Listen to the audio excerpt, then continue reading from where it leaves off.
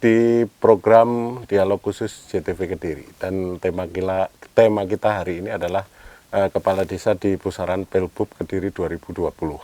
Jadi kalau merujuk pada peluang kepala desa di saat Pilkades, tentu kita akan berpikir bahwa jikalau seorang kades itu pilihan seorang kades itu akan diikuti oleh warganya. Ini kira-kira jangan dijawab dulu Pak Hamid.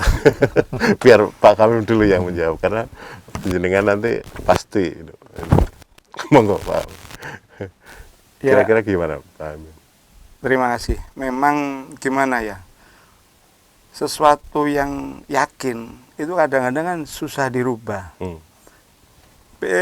Kepala desa jadi karena masyarakat yakin ini calon saya ini bagus, gitu ya. Otomatis kalau sekarang ini kepala desa masuk ke tim A, ke tim B, otomatis kalau tim A mesti diikuti masyarakatnya karena udah yakin.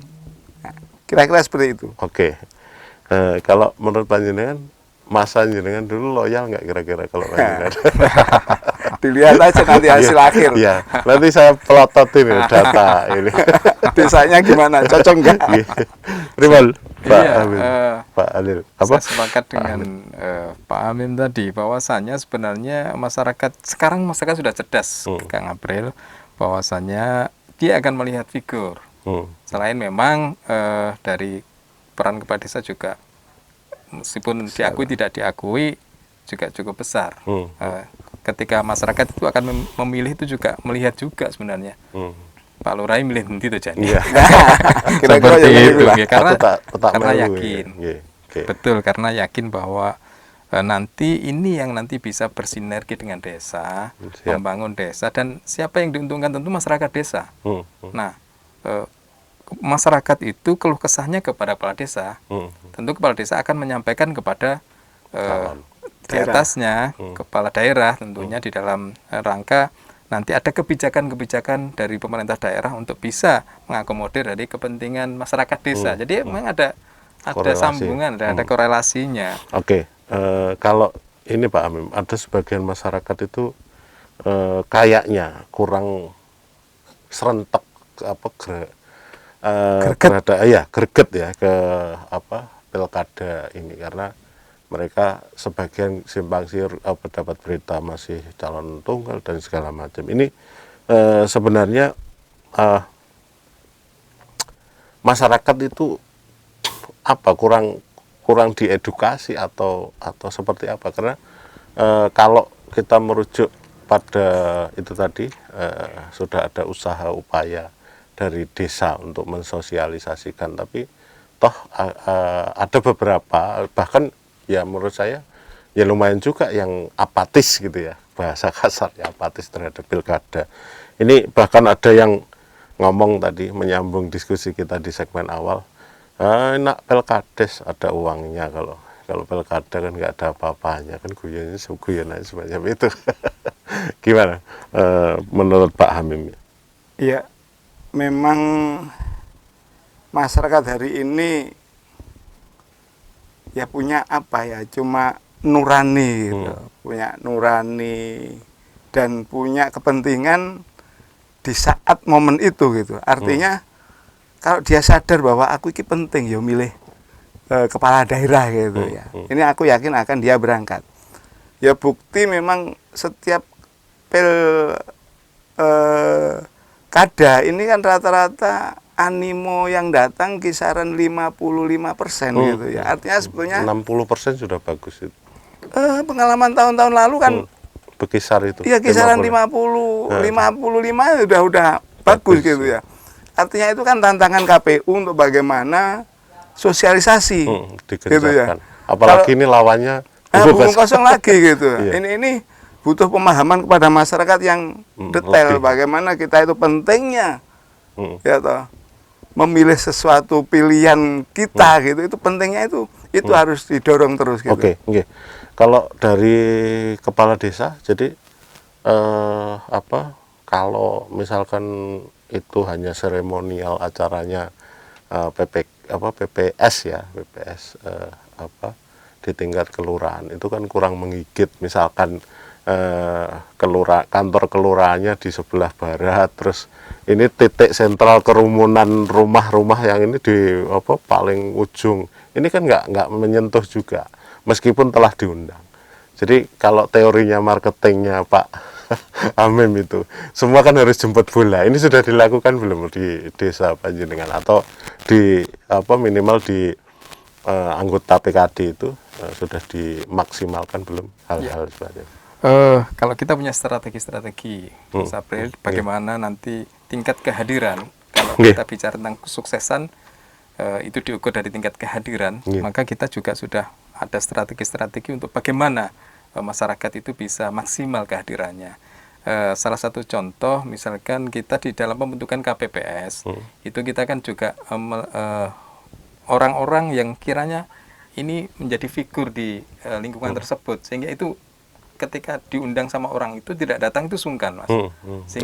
Sehingga dia akan hadir karena melihatnya sing ngundang si A misalkan, dan dia memang ditokohkan di lingkungannya. Nah, ini strategi-strategi yang biasanya kita lakukan agar tingkat kehadiran di dalam setiap pemilu kada itu bisa maksimal. Oke, jadi kalau merujuk pada realitas seperti itu kan sudah ada usaha ya, sudah ada. Tapi ini ada yang bertanya Pak Hamim dan Pak Hamid di monitor TV terpampang bahwa apakah PKD itu sama kedudukannya dengan FK, forum FK itu Forum Komunikasi BPD dalam mensukseskan Pilbub Kediri dari Sunarto Papar. Ini kedudukannya bagaimana? BPD dengan PKD, Bito, Bito BP. Ya, saya ucapkan selamat kepada FKBPD Kabupaten Kediri yang hari ini sudah terbentuk, Kang April. Kalau beberapa waktu yang lalu itu belum ada organisasi FKBPD ini, tapi hari ini FKBPD Kabupaten Kediri sudah terbentuk dan alhamdulillah terorganisir dengan baik dan kelihatannya organisasinya jalan. Kita apresiasi dari PKD kepada FKBPD karena kita nanti akan bersinergi bagaimana membangun desa. Karena kalau tadi ditanyakan bagaimana kedudukannya, ya kedudukannya sama. Sama seksinya. Kalau kaitan dengan pilkada. Atau yang datang terakhir ini karena ngikut seksi pilkada atau gimana? Enggak. Saya melihatnya memang BPD hari ini punya resources sumber daya manusia yang cukup bagus.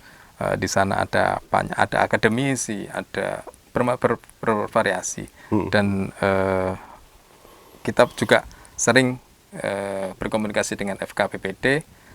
Ini punya kesamaan visi bagaimana membangun desa ini. Oke. Kalau trennya ya Pak Hamim, semakin banyak organisasi itu kan semakin ribet ya, apalagi pada pusaran tertentu, pada titik tertentu. Ini prediksi Panjenengan sebagai pengamat, kira-kira hadirnya PKD nanti ini bertambah runyam atau bertambah serius atau bertambah seksi dalam pilkada misalkan? Ya, tergantung dari kredibilitas organisasi tersebut. Iya. Karena kadang-kadang organisasi yang punya visi misi bagus, tapi yang menghuni ini orang-orang yang tidak kompeten, punya kompeten. Ya, ini akan juga jadi masalah gitu ya. Ini yang hari ini kan banyak organisasi yang justru terseret arus-arus yang tidak jelas gitu. Dari mana ujungnya? Ujungnya dari orang-orang yang duduk di situ tidak punya kapasitas, tidak amanah dan seterusnya, itu akan jadi runyam. Kira-kira seperti itu. Ya, oke. Kalau menyambung Pak Hamim tadi, ada istilah pinter politik dan awam politik. Kalau disejajarkan PKD sama BPD ya, Forum FKBPD ini terus pundi posisinya. Wong-wonge kira-kira. Ya, Pemain kabeh Mamang. itu masalah ya. Dadi makmum kabeh ya. Karena ya saya anggap di desa saja BPD itu kan, maaf dalam tanda petik, kan ya nggak sepaham dengan ininya, kan banyak kan lurahnya atau kadesnya itu. Iya. Realitasnya seperti itu. Jadi tidak sejalan gitu. Iya, iya. Ya, terus begitu itu kira-kira. Iya, saya pikir kalau kita bicara tentang organisasi, tentunya kembali lagi kepada personnya, personnya ya. Kita melihatnya hari ini forum komunikasi BPD cukup bagus. Ada pengurusnya, kita tahu kredibilitasnya juga Sampai cukup demo-demo bagus. itu ya. Artinya memang dalam rangka untuk memperjuangkan hak-haknya. Saya pikir wajar-wajar saja, Mas April. Perlu kita luruskan bahwasanya harus paradigmanya harus berubah. Hari ini daerah melihat desa. Sejak adanya Undang-Undang Nomor 6 tahun 2014 tentang desa, itu ada namanya asas rekognisi dan asas subsidiaritas. Jadi pengakuan dan kewenangan desa di dalam mengelola desa itu. Nah ini kalau di beberapa daerah memang istilahnya di colne sirai, buntute dicekel. Nah ini paradigmanya harus berubah. Karena memang semangat dari pemerintah pusat hari ini bagaimana desa itu bisa berkembang maju. Oke. Membangun Indonesia dari pinggiran. Oke, siap. Terakhir Pak Hamim, saran Anda untuk teman-teman kita yang menjadi kepala desa, khususnya ya, dan pemilu kada pada umumnya di Kabupaten Kediri. Saran jenengan selaku pengamat politik sekaligus pengusaha politik juga bukan ya? Monggo Pak Hamim. Kalau kami bisa memberi saran, menyarankan ya, ini ya bagaimana menjadi perangkat desa yang baik, memberi arahan kepada masyarakat yang baik untuk suksesi gawe pemerintah, gitu ya. Menjaga keharmonisan, menjaga ketenangan, kesejukan di lingkungannya desa masing-masing. Dengan harapan gawe pemerintah ini betul-betul bisa sukses dan bisa melahirkan calon-calon pemimpin yang hebat, yang amanah, yang bisa mengerti masyarakat. Terima kasih Pak Hamim. Jadi senang sekali kita bisa diskusi pada sore hari ini. Sekali lagi terima kasih kehadirannya Pak Hamid yang sudah meluangkan waktu ke studio JTV. Pemirsa JTV, jadi kunci dari diskusi kita sore hari ini adalah bahwa peran serta masyarakat dalam Pilkada 2020 itu adalah menjadi kunci suksesnya demokrasi. Dan yang paling penting pada tataran paling kecil, kalau Pak Hamid tadi bilang mengabdi dari terluar ya, dari pinggiran, dari desa, dan kunci suksesnya juga akan dikawal oleh kepala desa. Saya Kang April harus undur diri. Terima kasih kebersamaannya. Sampai pada episode berikutnya.